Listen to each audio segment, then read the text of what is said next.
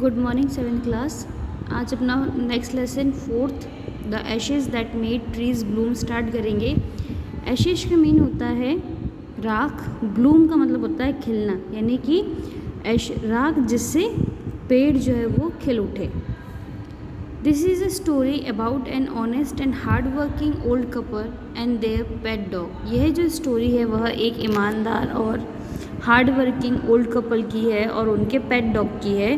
The neighbours are troublesome. उनके जो neighbours थे, जो पड़ोसी थे, वह बहुत ही ज़्यादा उनको परेशान करते थे। And the dog dies at sad death. और जो डॉग होता है उसकी बड़ी ही दुख भरी मृत्यु हो जाती है। The spirit of the dog gives solace and support to his master in unexpected ways. जो डॉग होता है उसकी जो आत्मा होती है वह अपने मालिक को एक अनएक्सपेक्टेड तरीके से समृद्धि देती है और उनको सपोर्ट करती है। ठीक है, now read the lesson. In the good old days of daimyos there lived an old couple whose only pet was a little dog. Daimyos का मीन होता है in 19th century Japan wealthy land owners, यानी कि Japan के अंदर 19th century के अंदर जो समृद्ध ज़मीन के मालिक हुआ करते थे उनको दाइमोस बोला जाता था।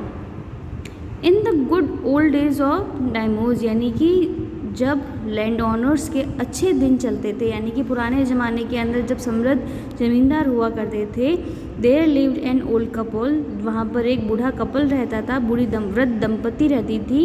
Whose only pet was a little dog, जिनका एक पेट था, एक छोटा सा dog. Having no children they loved it as though it were a baby. क्योंकि उनके कोई बच्चा नहीं था इसलिए वह इस पेट को अपने बेटे यानी अपने बच्चे की तरह ही प्यार करते थे। The old dam made it a cushion of blue crab. जो बूढ़ी महिला थी, यानी कि जो वृद्ध दंपति थे उसके अंदर से जो बूढ़ी महिला थी, उसने उस डॉग के लिए एक ब्लू कलर के कपड़े का कुशन बनाया था। And at meal time Muko, for that was its name. और जब मुको का मील टाइम होता था, यानी कि खाने का समय होता था, मुको कौन? मुको उस डॉग का नेम है।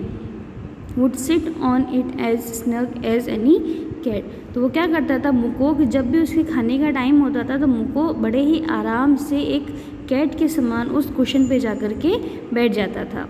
The kind people fed the pet with tight bits of fish from their own chopsticks. जो काइंड पीपल थे, यानी कि जो वृद्ध दंपति थी, वह उस पेट को अपने ही चॉपस्टिक से वह ढेर सारी जो फिशेज़ होती थी उसको खिलाते थे।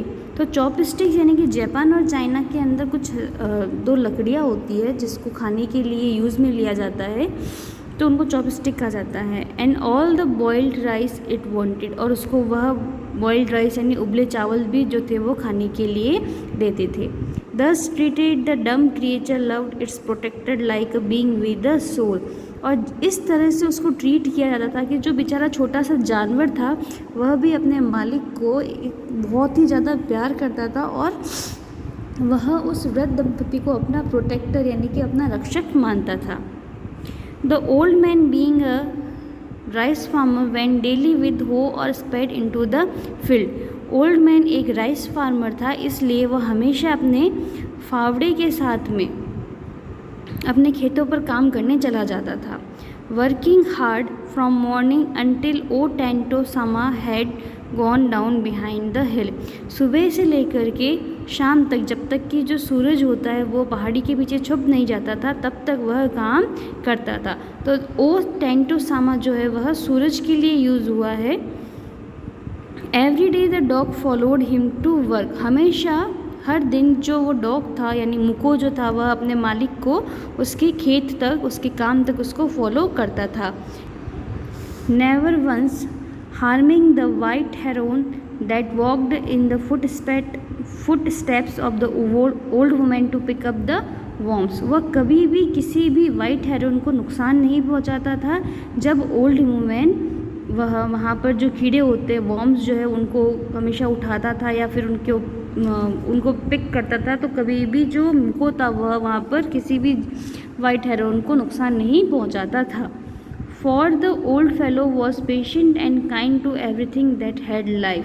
और जो वो ओल्ड दंपति थी, जो वृद्ध दंपति थी, उनको अपनी लाइफ में जितना कुछ भी उनके पास में था उससे वो काफ़ी संतुष्ट थे।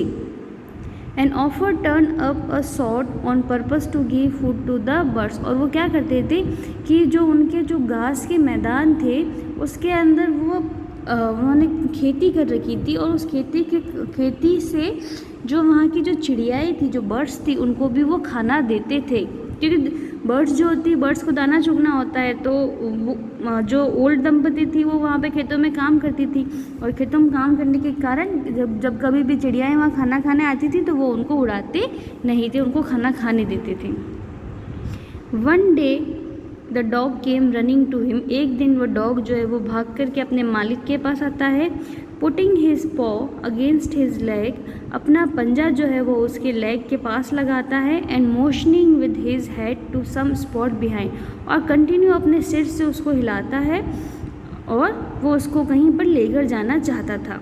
The old man at first thought his pet was only playing. पहले तो ओल्ड मैन सोचता है कि उसका जो पेट डॉग है वो सिर्फ खेल रहा है। एंड डिड नॉट माइंड, और वो उसकी तरफ बिल्कुल भी ध्यान नहीं देता है।